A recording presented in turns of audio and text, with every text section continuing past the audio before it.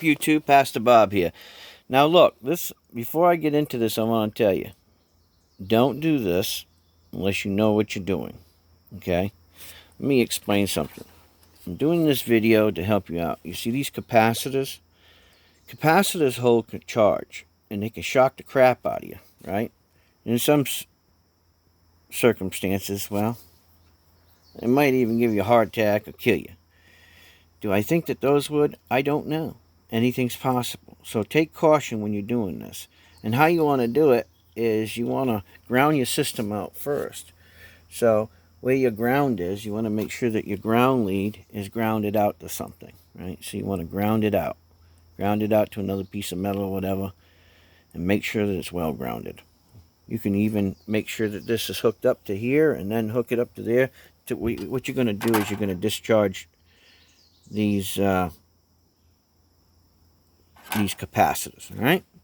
So try to stay away from those capacitors if you can. Don't get your hands over there. That's first thing. You can wear rubber gloves too, whatever.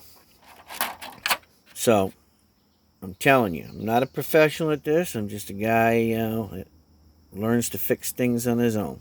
So, if you do this, it's on you. I'm not held responsible for you getting into your own stuff. So, if you're afraid of it, you're not sure if you want to do it, then don't do it. But if you think that you kind of get the hang of it and you understand electronics and you don't want to touch them capacitors, don't do it. Wear some rubber gloves, okay? Or, put a piece of rubber over this or whatever. Try to make yourself safe, okay? I just laid my hand on it and I was fine, but, you might be different. Everybody's polarity in their body is a little bit different. Remember that. Yes, a little bit different. Anyway, to do this little job, you got to take this screw out, right? This is the grounding section lead that goes into your power lead for some people, but it's grounding lead to me. It goes into your trigger assembly, okay? And it comes through here. All right, you got a little grommet you got to pull. It's right there. Comes into here. You take there's 4 bolts here, and then these 2. You take these 2 screws out, and that's where the lead goes through. All right, and then you got 2 wires that come onto this 4-pin connector. All right, 2 black leads. You're gonna have to cut those leads. All right, and what I did was I tied a knot on each wire, on the end of each wire. If you look right there, see that? There's a knot here and a knot there on that wire. So I know those 2 wires go together, okay? When you cut it. You put the knots that way you don't get them mixed up. And then you solder this back together once you cut them later on. I'll show you. So you cut these, and then you take this ground wire off, and then you'll be able to slide it right out of here, okay? You have to do that to get this control unit off, okay? And then you take it out, like I did this one. Okay, and then you put the new one in just reverse. Okay, run your wires back through, solder your 2 different connectors, right, and plug it back in. But you want to make sure you unplug it, okay?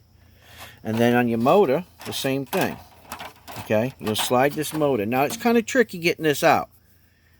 Okay, so you got to kind of push back a little bit and then slide it. You got to take this and push this and bend this through to get that motor out. All right, it's tricky, but you'll see what I mean when you do it, okay? And then you got 2 leads on top. You got a hot lead, which is the red wire right there. See that? Red wire right there, and then you got a black wire, right? And you just solder those back on later on, okay? Pretty simple and easy. Everybody's unit's different. I had to take the top of my case off, which you'll probably have to do too. Unless you can gain enough access to do that, which is very doubtful, because like on this side here, it's all closed up, so there's no access to that. But some of you might have access. But it's not too hard. It cost $26 on Amazon to pick one of these up. You can pick them up on eBay too. It's not that hard. Most of your smaller welders, like this one. Now, this is a gasless MIG.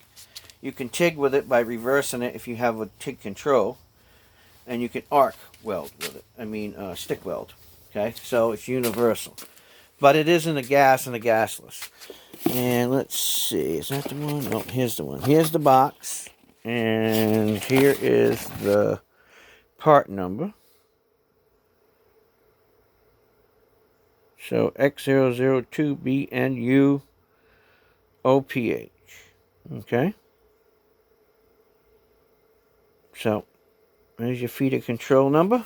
I picked it up on Amazon, and I'm just buttoning it back up.